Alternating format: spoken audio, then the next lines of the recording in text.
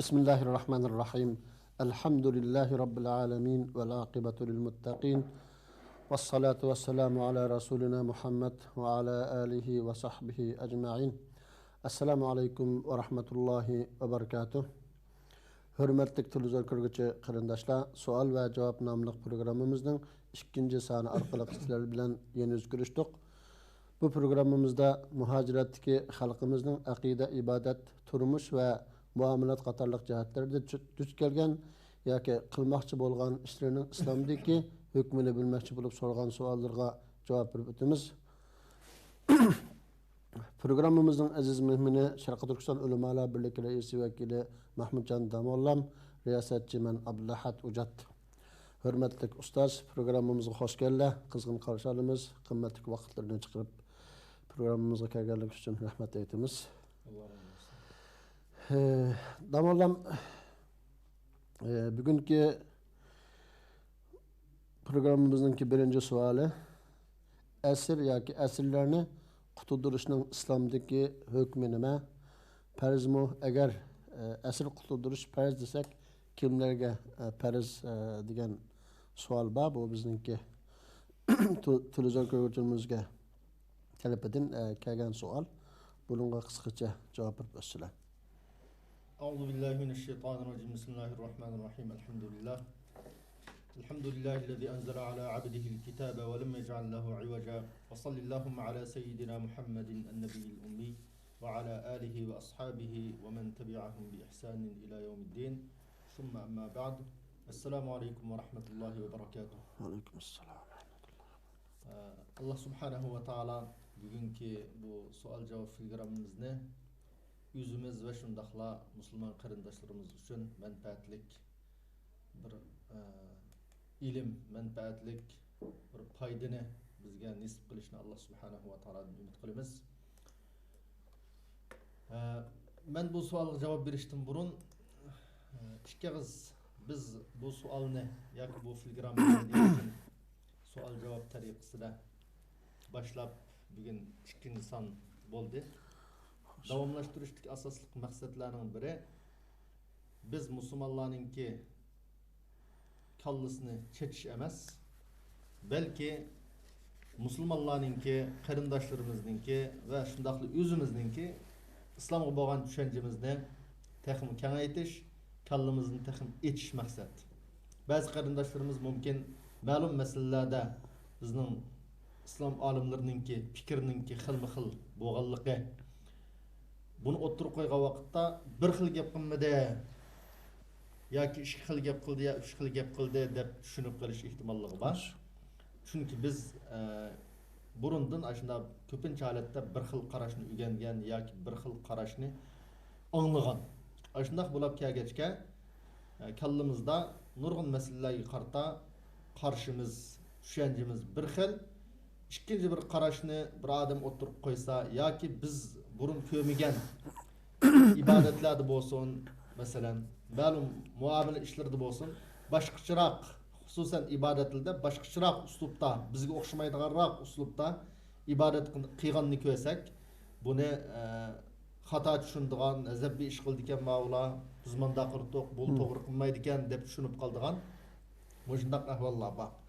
Shuning uchun bizda umumiyüzlik bir fikri tarafdan İslam düşünüşte biraz mustabitlik var deb qarashq bo'ladi. Bizningki nurg'unlarimizda, nurg'un xalqimizda. Biz mush mustabitlikni bunun ta'sirini azaltish, bo'lsa buni yo'qotish. Mush maqsadda bu filgrammada ma'lum masalalarda İslam shariatida agar asosi bo'lsa, dalil bo'lsa, shunga masalaninki bir taraflı mı qarashni emas, belki bir neçe taraflı mı qarashlarni ma'lum alimlarimiz o'tirisida tarixdan buyon bo'lib kelgan ixtiloflarni o'tirib qo'yamiz. Buningdagi bo'lgan maqsad nima desa, shariatdagi ma'masligi qarta ma qarashim bor ekan deb biz buni shariatimizni kengari tushunish va shundaqla musulmonlar ichida bu orqali bir xil o'rtoqlikni, ittifoqlikni, ma'ni qismi ma adam, ma musulman, ma'ni qiptu deb uni tushunalaydigan, uning bilan yana islomning manfaati uchun hamkorlasha oladigan, uni o'zimizning qarindishi deb qarayalaydigan, bizga o'xshamaydiganroq fikr qildigan yoki biz ibodatlarda shaklda bizga o'xshamaydiganroq ibodatlarni qiladigan kishilarni bizning qarindishimiz ekan, islomda bu ishni qilibdi deb tushunadigan shundoq kallasi bir oz taraqqiy qilgan, odatda o'zining vaziyatini va shundoqli islom dunyosidagi musulmonlarningki islomga bo'lgan tushanchisini tushundigan bir holatga akilish maqsadida shunga bu filgramini boshladik. Shuning uchun har qanday masalada agar islom fiqhisida, ya'ni mo'tabar olimlarimiz o'ttirib qo'ygan ma'lum ixtiloflar yoki o'xshamasliklar bo'lsa, buni o'ttirib qo'yamiz. Qo'yashdagi maqsad yuqorida degandek bizning kallamizni texmo echish va shundaqla islomga bo'lgan tushunchamizni texmo taraqqiy qildirish maqsadida. Shuning bilan birga bizningki millatga foydali rajih ko'z qarashini olib tabiiy holda bizningki musulmonlarimizga, xalqimizga bugungi kunda eng sharoitga muvofiq bo'lgan va shundaqla musulmonning manfaati uchun bo'lgan qarashni o'ttirib qo'yamiz. Kuchlantirmaslik tabiiy holda bu dalilga qarta bo'ladi. Birinchimda sizning so'rgan savol qarta bu asr masalasi. İslamda asrga tushib qolish bo'lsa, bu asrni kim qutqizadi degan masala savol qarindoshlarimiz tarafidan so'ralibdi. Buning qarta biz ikki turlik masalada to'xtalishimiz lozim. Birinchi o'lab zodi islom bir musulmonning kofirning qo'liga asrga tushishini qabul qilamdi yo qabul qilmamdi. Ya'ni asrga tushishga ruxsat qilamdi yoki qilmamdi. Ondan ikkinchi masala asrga tushgandan keyin buni qutqizish masalasi. Bu kimga vojib? Qanday qilib buni qutqizish kerak degan ikki masala bu. Birinchi masalaga tabiiy holda urush degan qon to'kiladigan. Urush degan g'alaba va mag'lubiyat bo'ladigan bir ish.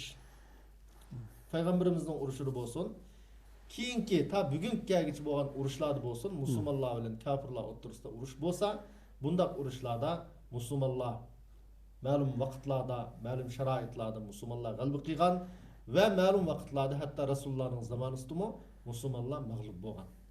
Demak, urushda g'alaba qilish, mag'lub bo'lish bu bo'ladi. Bu hodisa yuz berdi.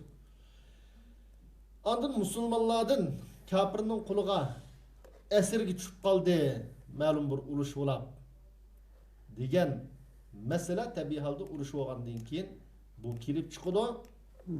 Bu vaqtda musulmonning pozitsiyasi buning qarta qanday bo'lish kerak? Ya'ni asirga tushishni qabul qilib, men dushmanning qo'liga tushib qolsam mayli deb qurol tashlab, masalan, urush maydonida bo'lsa, ma'qul deb kofirning qo'liga asirga tushish durustmi yoki botirlik ko'rsatib, o'lgichilar kurash qilib, o'lib ketish lozimmi?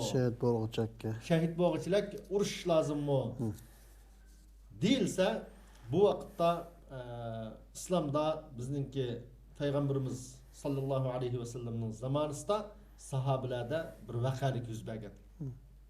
Bu vaqalik qaysi desa, Badr urushidan keyin payg'ambarimiz sallallohu alayhi vasallam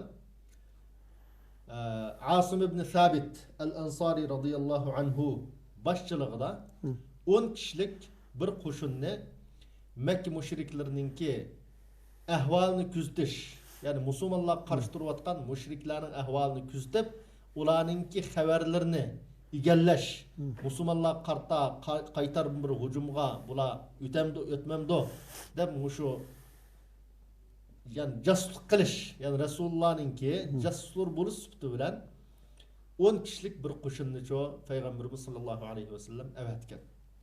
Makka tarafga. Makka tarafga avatgandan keyin Makka bilan Madina orasida Asfan deydigan bir yer bor. Musha kelgan vaqtda bu 10 kishilik qo'shinninki chiqqanlik xabari Banu Lihyan Huzayl qabilasininki bir aymiqi bo'lgan Banu Lihyan deydigan bir yurt xalqiga, Arabning ichidagi bir aymoqqa bu xabar yetgan. Bunda Rasululloh Muhammad sallallohu alayhi vasallam kuzatish qo'shini avatibdi degan bu xabar yetgandan keyin Bu Benu Lihyan kabilesi 200 kişilik naiti çaparmen okni şunda atalaydigan mergellerden 200 kişilik koşun hazırlap bularni helik Resulullah evetken 10 kişilik koşunninki izinden qoğlap çıkargan. Nima uchun bular chiqqan desa, shu chaqda chunki Mekke müşrikleri Quraysh kabilesi Bedir urushida qattiq mag'lub bo'lgandan keyin qanda adam musulmonlarni tutib olib, ya'ni Rasul Muhammadning agash kuchlilarini tutib olib bizga akab bersa, biz uni mukofotlaymiz, jiq pul beramiz deb umumiy arablarga shundaq bir e'lon chiqargan bular. Mushu mukofotga erishish va shundaqli ularni mushrik Rasululloh qarshi odamlar. Shundaq bo'lg'achqa bu Banu Lihyan qabilasidan chiqqan 200 odam bularning keyindan iz qo'g'lab oxiri bularni tepib olgan. Bularni tepib olib, bularni musulmonlar bularni ko'rgan vaqtda bir do'ngning ustiga chiqib olgan. Bir igizyaga. Chiqib olgandan keyin har tarafdan qurshab, shunlar biz bilan qarshilashmanglar, shunlar tushgandan keyin biz sizlarga chiqilmaymiz, o'ltamaymiz sizlarni deb mushundaq degan. Mushundaq degan vaqtda bularning qo'mondoni bo'lgan Asib ibn Sabit radhiyallohu anhu Alloh bilan qasam, men kofirning va'dasiga ishinib tushmayman. Allohumma balligh anna nabiyyana deb mush duoni qilib, Allah bizning ahvolimizni, bizga nima ish bo'lganligini payg'ambarimizga yetkazgan deb mush duoni qilib, urushib bu kishi buni bilan birga qo'shilib 6 odam, jami 7 odam biz zodi tushmaymiz. Kafirning va'dasiga ishinib taslim bo'lmaymiz deb urushib shu maydonni o'lib ketgan. Uchaylan qolgandan keyin hamda oz qolgandan keyin bu uchaylan oxirisida shu yerda qolganlar yana bir qatim amonlikni bergan vaqtda mushriklar Banu Lihyan qabilasidan kelganlar ha ma'qul deb bu uchay tushgan. Shunga darhol bularning qo'llaridagi qurolni, o'qyalni elib olib, bular bog'lig'in to'g'an vaqtda bir aylan qo'pab, shu uchaylarning biri Abdurrahman deyilibdi tarixda ismi. Mana bu xiyonatning biri boshlanishi. Sizlar bizga xiyonat qildi ekansizlar. Men qarindoshlarim qanday bo'lgan bo'lsa, shundoq bo'laman deb qo'shalmagan, taslim bo'lmagan. Taslim bo'lmagandan keyin urushga tamshalgan bu odamni o'ldirib o'tgan bular. Ikkalan qilib qolgan. Buning biri Xubayb bin al-Ansari radhiyallohu anhu, yana birisi Zayd ibn Dafara degan odam. Bu ikkalan qolgandan keyin bu ikkalanni bular bog'lab Makkaga olib borib, buni Makka mushriklariga satqan. Oxirisida bu ikkilisini Makka mushriklari o'ltirib o'tgan. Xubaybning vaqaligini tarixdan ayt. Aniq u vaqtda keyin to'xtalsak bo'ladi. Chunki Xubayb Makka mushriklaridan Badr urushida o'ltirgan. Shu o'lgishininki ballari setib olib, bir monch pulga Xubayb radhiyallohu anhu o'ltirib o'tgan. Bu vaqalik tarixda mashhur Zayd ibn Dafanani o'ltirib o'tgan. Ikkilisi o'lib ketgan keyin. Demak, mush vaqalikda sahobildan 10 sahabenin 8'i teslim bo'lishni rad qilib, biz kafirning va'dasiga ishinib, ya kafirning bizning ustimizdan hukm chiqarishiga rozi bo'lib, teslim bo'lmaymiz deb bular islomdagi eng chin yo'lni tutib shahid bo'lib ketgan. Ikkalancho desa, kafirning va'dasiga ishongan, ruxsatni olgan. Mümkün canımız çok qutulib qolishi mumkin deb ruxsat tarafini ilib tushgan, qabul qilgan asriga tushishni. Shuning bilan lekin bularmi oxirisida o'ltirilgan. Olimlarimiz andin buningdan, demak, har qanday bir urushda musulmonlar o'zi uchun va shundaqla musulmonlar uchun mening taslim bo'lishimda bir manfaat bor deb mushuning ishini olsa, taslim bo'lishning o'zi bu ruxsat. Agar men bu kafirning qo'liga tushib, bu kafir keyin meni satirgan, o'ltasi o'ltirdigan, kafirning hükmüge tushib qolgandan urush maydonida men shahid bo'lib ülep ketkichi urishman deb urishsa bu mucho nayt to'g'ri ish. Musulmon o'zining sharoiti va shundaqli musulmonning shu chaqdagi sharoiti qarta urush maydonidagi yoki taslim bo'lish yoki taslim bo'lmay shahid bo'lganchilik urushdan iborat. Bu ikki yo'lning qaysisini tanlashga ruxsat deb mush hukmni Imom Buxoriy rahimahulloh bu vaqalikni bayon qilgan mush hadisni mushiningdan mush hadisdan ikki xil hukmni olgan sahobalarning qilgan ishidan payg'ambarimiz mo Allah subhanahu va taolo vahiy orqali bularning nima ishning bo'lganligini shu Allah subhanahu va taolo yetkazgan. Demak, buningdan hamda musulmonlarga ikki xil ish durustgan. Durustgan. Biz hamda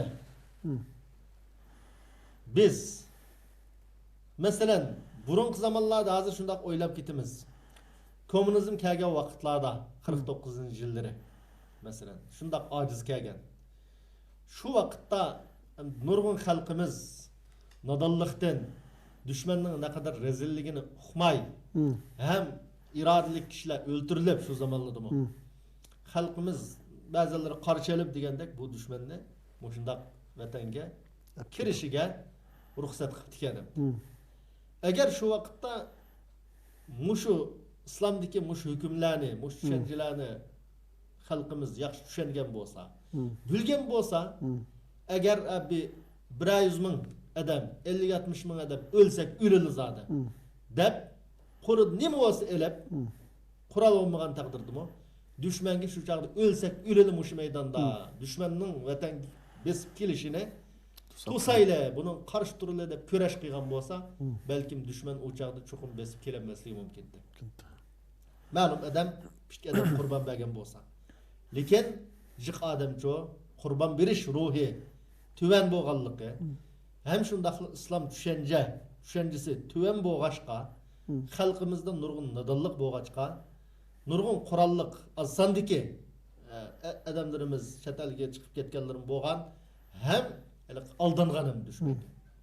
Kelishim bilan keldik degan shu chaqdagi siyosiy yo'llarninki oldinishi bilan kelishim bilan keldik degan mush bana bilan kirgan. Agar shu chaqda qon to'kelsin 100 ming odam o'lsin deb kurash qilgan bo'lsa, mumkin vatanimiz shu mustaqil bo'lgancha 44-yildagi mustaqillikni saqlab qolish mumkin bo'ladi deb o'ylashga bo'ladi. Mush tushuncha musahabilninki 10 sahabining 8-ninki taslim bo'lmay, dushmanning hukmiga tushmaymiz, kofirning hukmiga tushmaymiz deb qurbon berganligi alohida bizga bir dars bu. Bo'lishi lozim. Azimat tutqanlik, azimat tutqanlik. Endi bu dushmanning qo'liga ruxsat tarafini elib asirga tushib qoldi deylar. Bizning xalqimiz hozir asirga tushib qoldi. Bizning xalqimiz vatandagi 30 million, 35 million, hatta 40 million xalqimizning hammasi asirdi desak, bu ushiq ketmaydi. Nima uchun? Desa chet ellardagi asirlarmi bizning vatanimizdagi normal xalqdan yaxshiroq yashaydi. Masalan hozir nurg'un falastinliklar asirda. Masalan boshqa dunyoning har qaysi joylarida nurg'un asirlar bor. Shu zolimning dushmanlarining qo'lida. Lekin mush asirda turayotgan, shu turmalarda turayotgan xalqningki, shu yerda turayotgan turmadagi insonningki shaxsiy erkinligi, shaxsiy hayoti bizning vatanimizda jamiyatda turayotgan odamning shaxsiy erkinligidan yuqori. Bizning vatanimizda demak, o turmada turayotganlarning shaxsiy erkinligi, shaxsiy hayotidan so'zlash, tasavvur qilish, u yerdagi jafo, qiyinchilik, zulmni tasavvur qilish mumkin emas. Lekin sirtda turayotgan odamlarmi, chet ellardagi turmada turayotgan odamlarning hayoti bataramdi. Hayoti ajoyib dafsand qilingan shunday bir ahvolda. Undaq bo'lgandan keyin tabiiy holda shu vatanimizdagi tabiiy holda turmadikilarni ve şundaq sirtdakilarni hammasi asrning hukmidan ular. Chunki olimlarimiz hatta yani demek vatanimiz Şarkı Türkistan'da 35 milyon 40 milyon yakın Müslüman kardeşlerimiz asırda tutulmakta demekçiyim şunu ama. Tabii. Tabii. Hatta alimlerimiz esirni kutkuzuş kaçan vacip buldu, kaçan mustahab halat kalıdı dese esirni kutkuzuş eğer o esirge düşken musulmonlarni kafirlar kıjnimaydigan bolsa kıjnimaydigan, ularni azaplamaydigan bolsa o musulmonlar erkin yaşaydı eken esirge düşken bolsa mı? Bu vakitte bu halkka yani normal musulmon halkka nisbeten bularni kutkuzuş mustahab. Mustahab ha. Hakimge nisbeten bu vacip şu vakitte mi? Kaçan bu fard kipayiga aylanıdı o esirni kutkuzuş dese eğer esirge düşkenler kıjlandıgan, kafirlar ularni kıynaydıgan, jazalaydıgan, mesela bizning vatandagidek diningni yana sen kafir ursan deb zo'rlaydigan, deb sende qildigan, urib tillaydigan manda bo'lsa bu chaqda u musulmonlarni qutqizish hamma musulmonga nisbatan umum musulmonlarga farz kifoya bo'ladi. Hakimga nisbatan, imomga nisbatan, davlat raisiga nisbatan bu farz ayn bo'ladi deb bekitgan. Nima uchun desa, chunki islom dini islomda urush qilgan. Musulmonlarning manfaati uchun, musulmonlarning zaminini qo'g'dash uchun urush qilgan. Urush qilish orqali asirga tushib qolganini tashlab qo'ygan din emas. Urushga ketdim, tugida ular deydigan din emas. Balki payg'ambarimiz sollallohu alayhi vasallam umumiy buyruq qilib, butun ummatga buyruq qilib, at'imul ja'i' va'udul marid va fakkul 'ani. Sizlar och qolganlarga tamoq beringlar. Kesel bo'lganlarni davolashga hassa qo'shinglar. Va shundaqla asirga tushib qolganlarni qutqizinglar deb umum buyruq qilgan. Ve onundan başka Allah subhanahu wa ta'ala Kur'an-ı Kerim'de muşundaq esirge tutup qağallarını kutkuzuş üçün zalimlar bilen kafirlar bilen uruş qilishni cihatның sebeplerinin ki bir sıkırıp bekitken. Allah Kur'an-ı Kerim'de وَمَا لَكُمْ لَا تُقَاتِلُونَ فِي سَبِيلِ اللّٰهِ وَالْمُسْتَضْعَفِينَ مِنَ الرِّجَالِ وَالنِّسَاءِ وَالْوِلْدَانِ deb müşahede. Sizler nima üçün Allah yolunda köreş qilmaysizlar. Aciz kişilerini qutquzish. Bu Mekke'de şu çağda qilib qolgan Mekke'deki esirler ve ayollar ve barlar, acizlarni, barlarni, bechoralarni qutquzish yo'lida nima uchun urush qilmaysizlar? Bizni ma zolim shahardan xalqi bizga zulm qilayotgan, mavadin bizni chiqasli, qutqazli Allah deb duo qilayotgan bu mazlumlarni, bu asirlarni nima uchun qutqizish uchun Allah yo'lida kurash qilmaysizlar, urush qilmaysizlar deb Allah subhanahu va taolo demak, jihatning vojibligining sabablarining biri nima desmiş oyatda? Xuddi olimlarimiz Imom Qarafi rahimahulloh bayon qilgan buni. Jihatning vojib bo'lishining sabablarining biri shunda asirga tushib qolganlarni, ojizlarni, ayollarni va bolalarni qutqizishning o'zi cihatның vacib buluş sebeplerinin çok biri de bekitken muş ayetinin hükmü öyle. Şunun için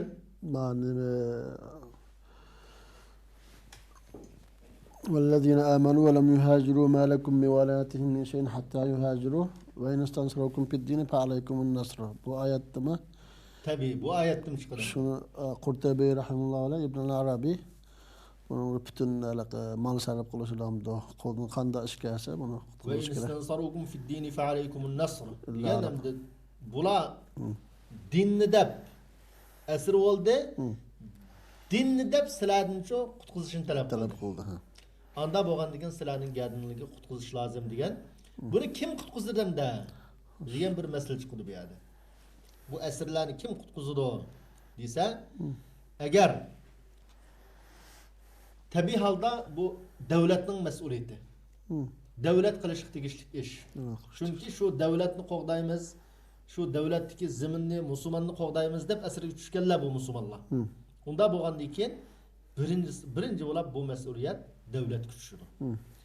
Shu olimlarimiz agar devletda mayli devletninki xazinasidik mol-mulk bo'lsin, Beytul malda bo'lsin yoki umumiy musulmonlar foydalanadigan mol-mulk bo'lsin. Qanday mol-mulk bo'lsa davlatda bu pulni xajlab agar pul bilan qutqizish imkoniyati bo'lsa, pul bilan qutqizish imkoniyati bo'lsa, bu pulni xajlab qutqizish lozim.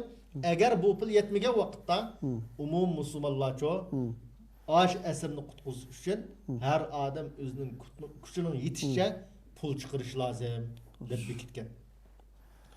Shuning uchun bu Cumhuriyet İttifakı. Hammadan bunun ittifaq qildi. Umum olimlar zodi asrni qutqizish bir vacib mas'uliyat. Davlatga eng birinchi bo'lib tushdi. Ondan xalq musulmonligi tushdi. Fardi kifoyi musulmonligi degan nima uchun desa? Chunki hamma odamga fardi ayn desa, buning hech qanday arilish imkoniyati yo'q. Odatdagi bir musulmonmi gunohkor bo'ldi, jinoyatchi bo'ldi debdi. Shuning uchun olimlarimiz shariatda nurg'un hukmlar fardi kifoya, fardi ayn deb bo'linadi. Xuddi masalan janoza namoziga o'xshash. Janoza namozini farzi kifoya deymiz, chunki bijad bir odam o'lib qolsa, hamma odamning janoza namoziga berib o'qishi mumkin emas. Namozni fardi ayn deymiz, nima uchun? Chunki har inson o'zi bayirda buni qilishi lozim. Bundaq deganlik fardi kifoya degan qism bo'ldigan qilmisin bo'ldigan ishmiki deb tushunib qolsak qat'iy bo'lmaydi. İmam el-Haramayn el-Juvayni rahimahullohning bir so'zi bor. Fardi kifoya bu fardi ayndan afzal degan. Ortiq degan. Nima uchun? Desa, fardi aynning manfaati shu shaxsning o'ziga bo'ladi. Fard kifoyaning manfaati o'ziga va boshqalarga bo'ladi. Ya'ni demakchi bo'lgan nima desa, masalan, bir odam asrva deylar hozir. Asrga tushib qolganlarni qutqizish musulmonlarga nisbatan fardi kifoya. Hech kim bunga tirishmasa, kuch chiqarmasa, hamma odam jinoyatchi, hamma odam gunohkor. Lekin ma'lum odamlar iqtisodiy tarafdan kuch chiqadi. Yo'llarning yo'lini chiqadi. Masalan, ma'lum odamlar kuch chiqarib asrni qutqazsa, qolgan ummatchi bu ishga sheriklashmaganlar, hassa qo'shmaganlar hammasi gunohdan xolis bo'ladi. Gunohkor bo'lmaydi. Shuning uchun bu fardi kifoyaning manfaati fardi ayndan ushoq. Boshqa odamlarga buning ta'siri yetadigan. Agar uni qilmay qolsa, hammadan jinoyatchi bo'ladigan ishni, hamma odam gunohkor bo'ladigan ishni ma'lum musulmonlarning qilishi bilan boshqa musulmonlarning gadinigidagi gunohni ko'tarib turgan bo'lg'achqa, shuna fardi kifoyachi ummatga nisbatan bu afdal degan qarashni o'ttirib qo'ygan. Shuning uchun buningga qat'iy sal qarashqa bo'lmaydi. Payg'ambarimiz sollallohu alayhi vasallam hayotini qarasak, bu asrlarni qutqizishni o'zining asosli mas'uliyatlarining biri deb bekitgan. Bu nurg'un vaqaliklar var. Hatto men mush masalaga izlanib Umar ibn Abdulazizninki zamonidagi bir vaqalikni o'qib shunda ta'sirlandim. Umar ibn Abdulazizning zamonida Abdurrahman ibn Amr degan kishini shu chaqda Rumliqlar bilan urush bo'lib, ya'ni bugungi Konstantiniya deyiladi shu zamonda. Nurg'un musulmonlar bularning quliga asirga tushibdi. Va shundaq nurg'un rimliq mushriklarmi musulmonning quliga asirga tushibdi. Asirga tushgandan keyin bu Abdurrahman ibn Amrni Rumliqning podshosining yoniga bu asirlarni almashtirish haqida avatir ekanda. Avatishning oldida bu kishi so'raydi ekan. Umar ibn Abdulazizdan. Agar ular bir musulmonning badaliga bir mushrikning badaliga bizning qo'limizdagi bir musulmonni bagini unmay qolsa qanday qilma deb so'rasa, ikki nima. Ya'ni bizning qo'limizdagi mushrik asirlarning ikkini berib bo'lsa-mu, beni qutqizgan. Bir musulmonni qutqazgan degandan keyin agar ikkiga unmay qolsa desa, 3 nima. 3ga unmay qolsa desa, 4 nima deydi. 4 nima degandan keyin 4 kun unmay qolsa desa, Umar ibn Abdulaziz debdiki, bir musulmonni qutqizish uchun sendan nimani talab qilsa, shuni ber. Bir musulmonni qutqizish uchun. Chunki bir musulmonning qutilishi mening qo'limdagi hamma mushriklardancho men yaxshi ko'radigan ish u. Men hamma mushrikni qo'limdagi berib yetibim bo'lsa, bir musulmonni qutqizishim men eng suyadigan, yaxshi ko'radigan ish. Nima ish qadisa? Chunki men bir musulmonni qutqizish orqali islomni setib olaman. anın kalbideki İslam qaytıdı eğer esirde olsa dese tabi halda o esirde horlanıdı, mümkün dindin yenişki zorlanıdı, nurgun xapırıq şu kilido dep muşunu bayan qıptiken bu şundaq şahsen tesirlendim bu vakalikten. İslam dini nurgun cinayetlige adette kul azat kılış ne? Adet belgeleglik emre.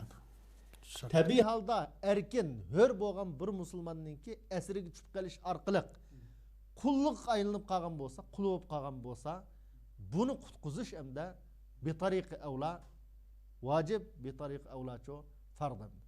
Bunu qutquzishda qaysi pulni hajlash kerak degan bir savol tushdi bu yerda.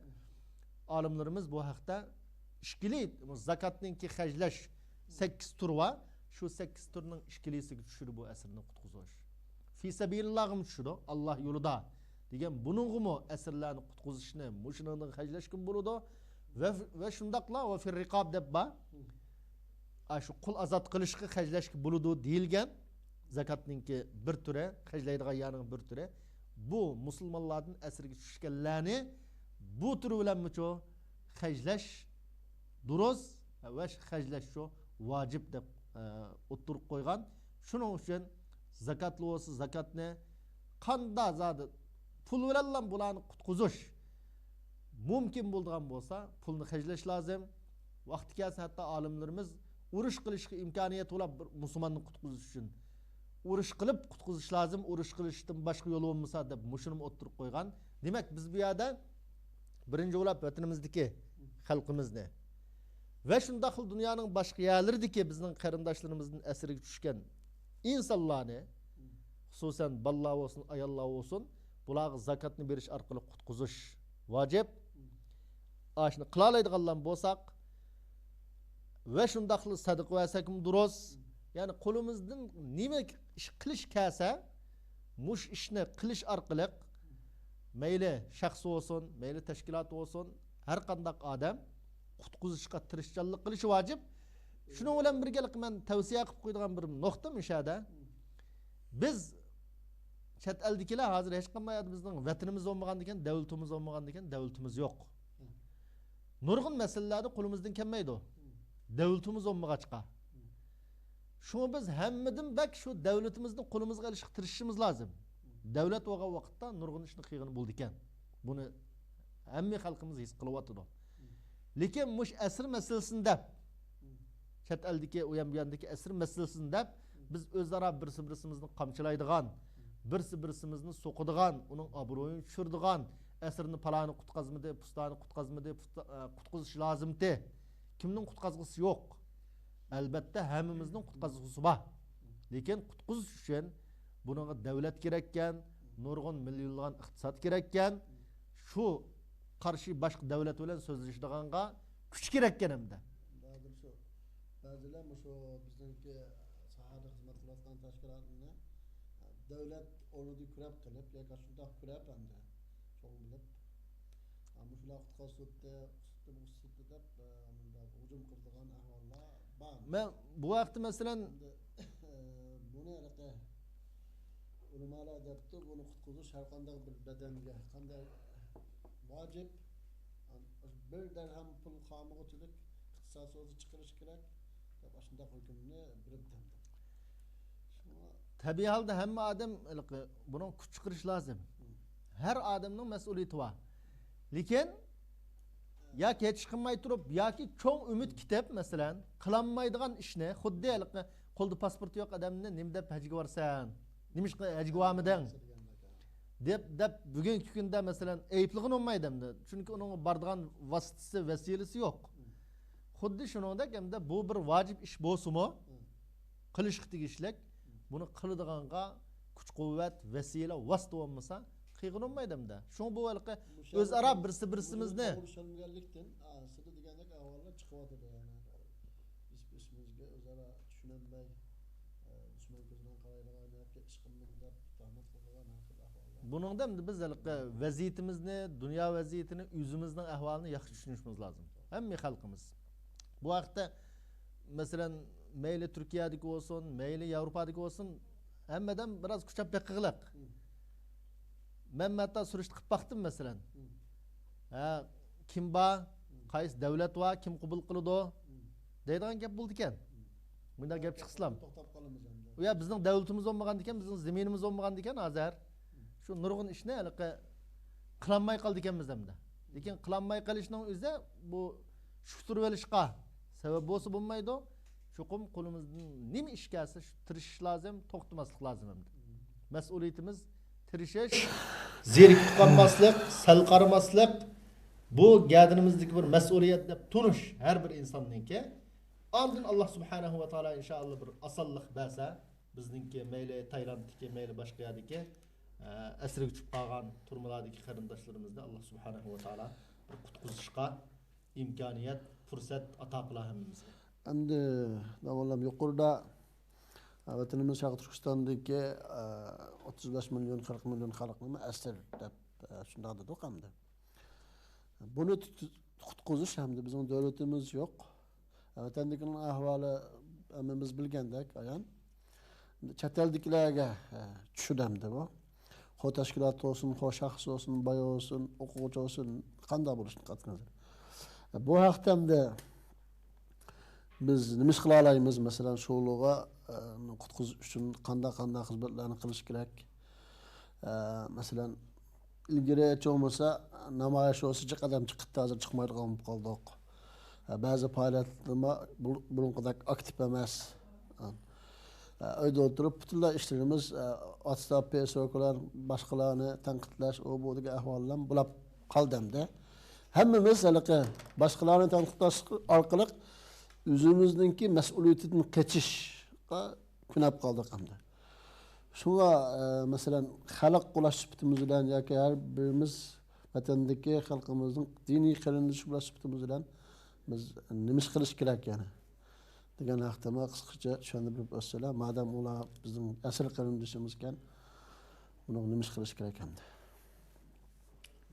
Eng birinchi o'ylab qilish tegishli ish tavsiya xarakterlik bir şey bu ma'nosi bo'lsa. Eng birinchi o'ylab qilish tegishli ish biz o'zimizningki islomga bo'lgan tushunchamizni, bugungi vaziyatga bo'lgan tushunchamizni, bugungi sharoitni yaxshi tushunish, islomni yaxshi tushunishga tirishish bu birinchi mas'uliyat. Chunki bizning nurg'un xabarligimiz islomni yaxshi tushunmaganlikdan va shundaqla bugungi vaziyatni yaxshi tushunmaganlikdan nurg'un ziyonni, nurg'un xabarlikni tatib keldik hozirgacha. Xo'sh. Yuqoridami deb o'tdik. 49'da bu islomni yaxshi tushunmaganlikdan masalan shu chaqda bu uni gullandigini keldi deb dushmanni nurg'un xalqlarimiz nodonlikdan qarshi olgan ahvol yuz bergan. Keyingi vaqtlarda nurg'un ishlar yuz berdi. Nurg'un qonlarni to'kdik. Mayli vatanning ichida, sirtida bo'lsin, vatanning ichidagi ishlar inshaalloh Alloh subhanahu va taolo şu qarindoshlarimizni shahid bo'lganning shahidligini qabul qilsin. Umid etayotganlarningki iymonini Alloh subhanahu va taolo o'z fazli bilan saqlasin, ularga sabr ato qilsin. Va chet ellardami nurg'un ishlar yuz berdi. Xususan chet ellarda yuz bergan nurg'un ishlar ba'zi bizning manfaatimizga xizmat qilgan bo'lsa, ba'zi bizning ziynimizga xizmat qildi. Bu hammasi nereden kelib chiqdi desa, bizning tushunchamizningki to'g'ri sog'lom bo'lmaganligidan kelib chiqdi. Xo'sh. Shunga islomni yaxshi tushunishga tirishishimiz va bugungi vaziyatni yaxshi tushunishga tirishishimiz lozim. Xo'sh. Ikkinchi o'ylab Alloh subhanahu va taolo har bir odamdan ayrim hisob oladi. Biz qanday bir shaxs, mayli men, mayli sizlar, mayli kim mas'uliyatni boshqa odamning ustiga atib qo'yib, bu tashkilot qiladi buni, ya faloni qiladi, ya olim qiladi, ya yozuvchi qiladi, ya u qiladi, bu qiladi deb boshqalarning gadiniga o'zimiz qilishga tegishli ishni atib qo'yish orqali undan qutlanmaymiz. Xo'sh. Har bir odam o'zining ishiga o'zi mas'ul. Va qiyomat kuni har bir banda o'zining ishidan o'zi hisob berdi. Xo'sh. Savol so'roqqa o'zi javob berdi. Xo'sh. Shuning uchun her bir adam mayli shaxs olsun, mayli tashkilot olsun, men o'zim mas'ul o'zimning ishimdan degan mush tushunchini, mush tuyg'uni har doim ko'z oldida shu qo'yish lozim. Shunday bo'lganda bu odam cho'qib Her qandaq yolga manganda, ya iş qıyganda, ma mening işim musulmonlarga foydali ishmi, ziyonliqmi? Mening vatanimga foydaliqmi yo ziyonliqmi deb o'ylab mangdi. Agar unda bo'lmagan vaqt shu desa, tabiiy holda ne kelsa, menishi mumkin, nim gapni qiyg'is kelsa qilishi mumkin. Nima ishni qiyg'is kelsa, uning musulmonga yoki xalqimizga foydasi bormi yo'qmi buni surishti qilmay turiblar qilishi mumkin. Her odam o'zi mas'ul bo'lishi kerak. Va la taziru waziratu wizra ukhra. Bir odamning jinoyatini yana bir odamga atib qo'ygan olmaydi. Bu ikkinchisi. Uchinchisi, her qandaq ishni kichik ko'rmay qilish lozim. Her qandaq ishni, vatan uchun qilinadigan her qandaq ishni har bir shaxs buni qilganning nima foydasi bor? O'ziningki sharoitiga ko'ra qildim. Nima kelsa kichik ko'rmay qilish. Kichik ko'rmay qilish lozim. Chunki payg'ambarimiz la tahqiranna minal ma'rufi shay'a.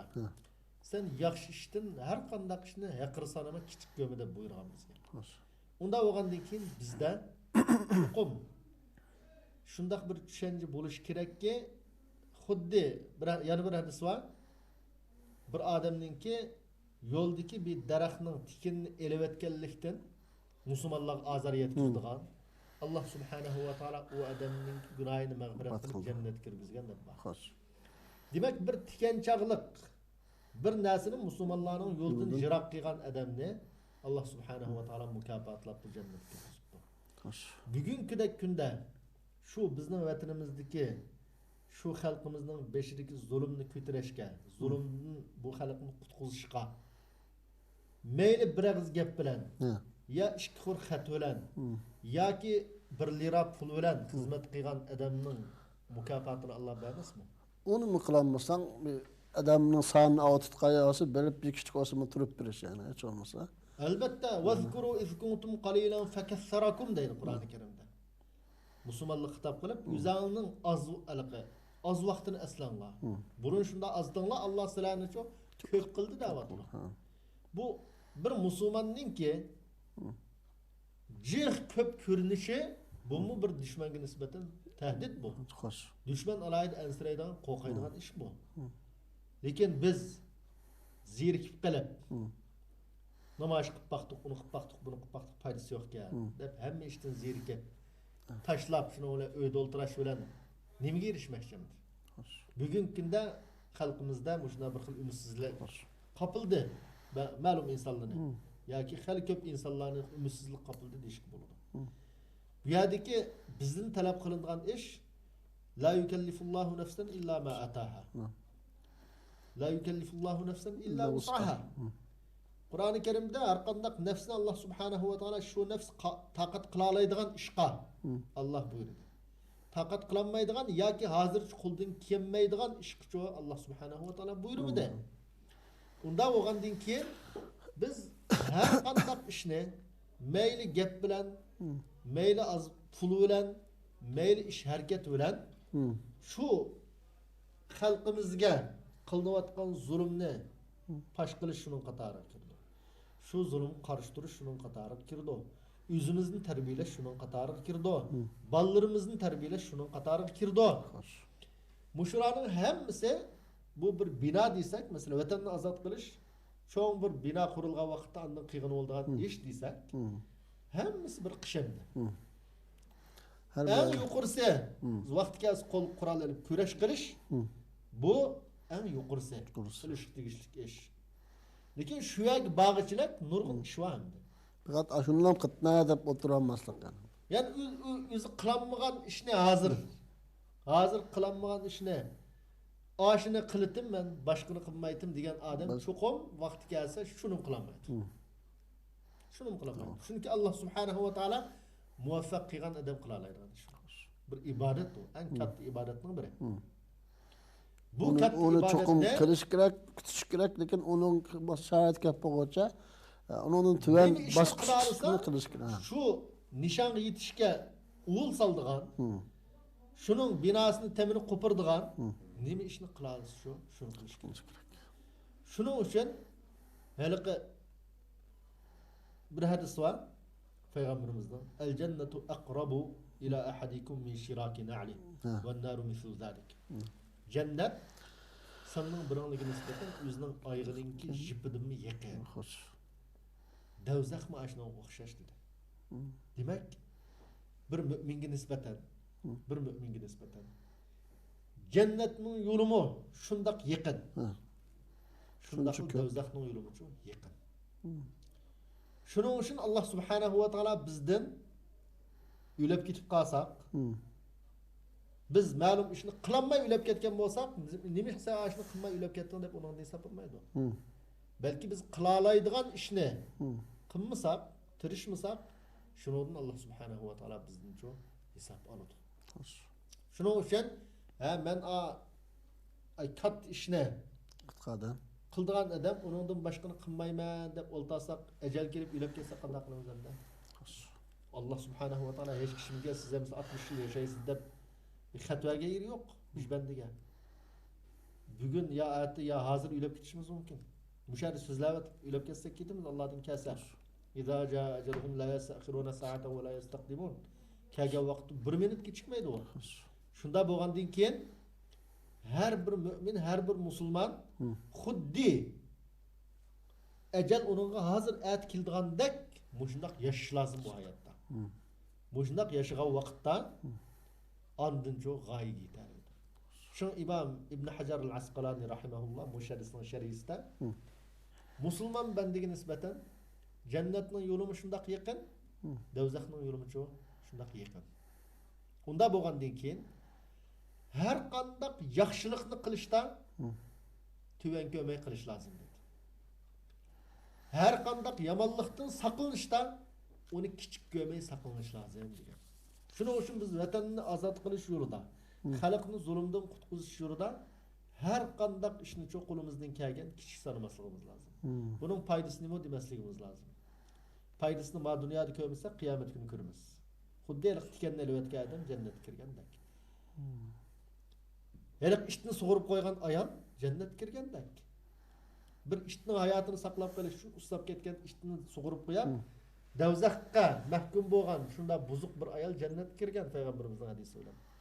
Chunki biz Alloh subhanahu va taoloning qaysi amalimizni qabul qilib jannat kirgizishini bilmaymiz va shundaq qaysi qilgan yomon amalimizga g'azab qilib davzaqqa kirgizishni tek bilmaymiz. Unda bo'lgan ekan vatan yo'lida shu musulmonlarni shu asrga tushgan xalqni qutqizish yo'lida kichikkina bir ishni qilib biz balkim uni cho'ng ish deb hisoblamay kichikkina bir ishni qilib shu vaqtda ajal kelib o'lib ketib qolsak biz Alloh subhanahu va taolo cho'qim bizga jihat yo'lida o'tgan mukofot savobni cho'qim berdi. Agar shuning has qo'shmay va nim foydasi deb boshqa bir kichikkina bir xatolik gunohni ustida o'lib ketib qolsak bu chog'da shu sabab bilan Alloh g'azab qilib davzaq kirishimiz mumkin. Shuning uchun biz kallimizni etishimiz, tushunchamizni yaxshilashimiz, xalqimizni qanday qilganni qutqiza olamiz, buning yo'lini hammamiz izlashimiz va shundaqli kimning qo'lidan nima ish kelsa, buni qilishi har bir Turkistonlikniki bo'yin tatib bo'lmaydigan majburiyati, mas'uliyati. Allah razı olsun. Kun o'qib ko'rgan qarindoshlarimiz chuqur buni yaxshi tushundi deb qarayman. Vaqtni bir yerga bo'lib qoldi. Shuni aytib yana bir savolni nima qilib o'taylik. Ikkinchi savol. O'zi bir davlatda, masalan, aytaylik biz Turkiyada, lekin bizning bola vaqtlarimiz vatanda qoldi. Bularga sadaqa fitri bilish kerak. Bu sadaqa fitrini Turkiyaninki o'lchimida bilamdik yoki vatanninki o'lchimida bilamdik. Bunu qanday qilishimiz kerak deb buni so'rabdi. Bu hammamizningki boshqa kelayotgan bir masala. Chunki vatandagilarga hozir sadaqa fitri bilish tugul, ya'ni namoz o'qiolmaydigan bir hech qanday bir ishni qilolmaydigan holat. Masalan, turmadikilar bor. Şunu hükmünü bir bayan kıpasıyla. O sadık fıtır desek, hem de Peygamberimiz sallallahu aleyhi ve sellem her bir Müslüman'a çoğun olsun, küçük olsun, kul olsun, dedek olsun, sak olsun ya ki saran olsun, yani her bir nefske, her bir insan Müslüman'a farz qilgan bir ibodat. Sadaqa. Farz qilinishining sababi chunki Ramazonda inson bu hadisda kelgan ma'lum xatoliklarni mayli gap so'z orqali bo'lsin, masalan, nimadan bo'lsa ma'lum xatoliklarni o'tkazib qilishi mumkin, Ramazonga ta'sir yetkazadigan. Bu sadiq fitr orqali bu kamchiliklar to'liqlanib ketadi. Bu birinchisi. Va shundaqla hayit bo'lgan bo'lg'achqa bu hayit kunida kambag'al, ojiz, bechoralarni yo'qlash, ularninki ma'lum savolga, ya'ni kishilardan tilamchilik qilishga ehtiyojining tushib qolishining oldini olish uchun Payg'ambarimiz sollallohu alayhi vasallam har bir musulmonga farz qilgan bir ibodat.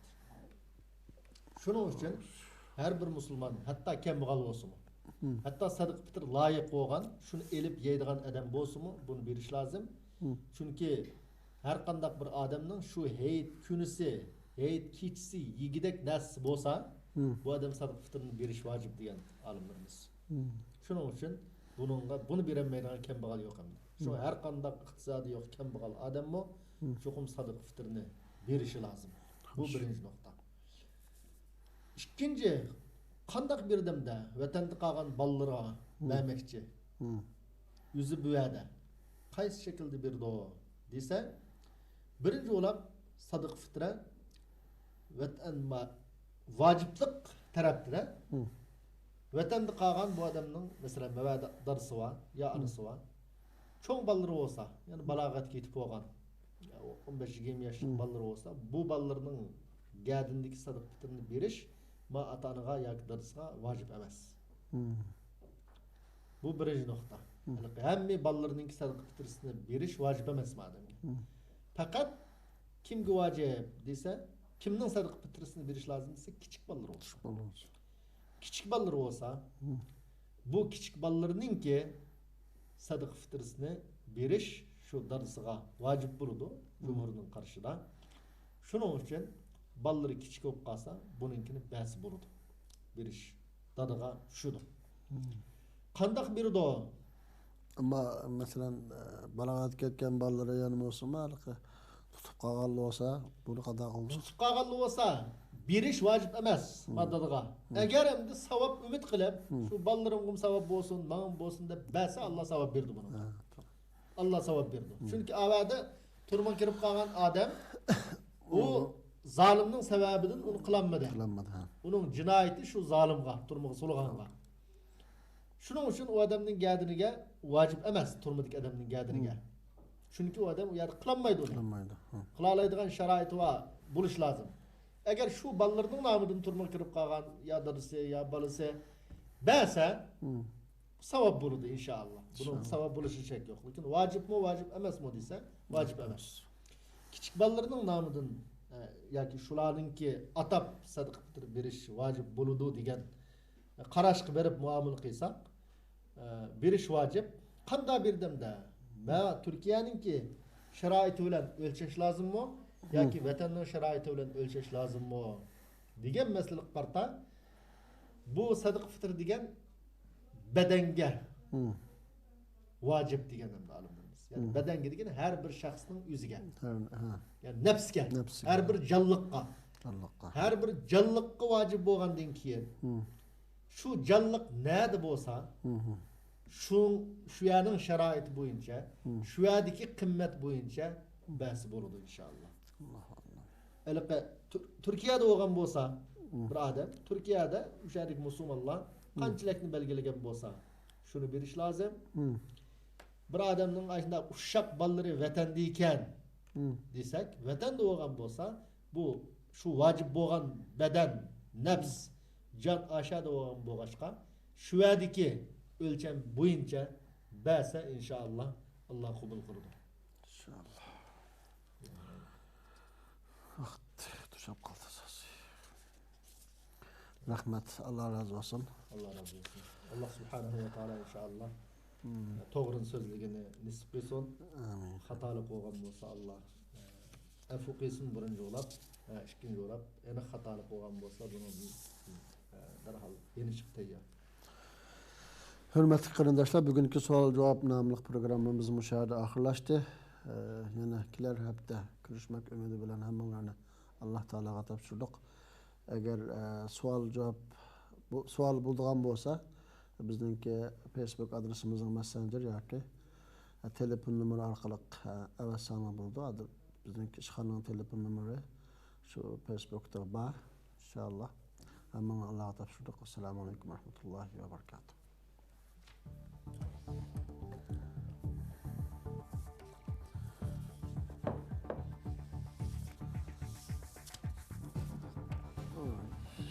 Bir saat 55 metre.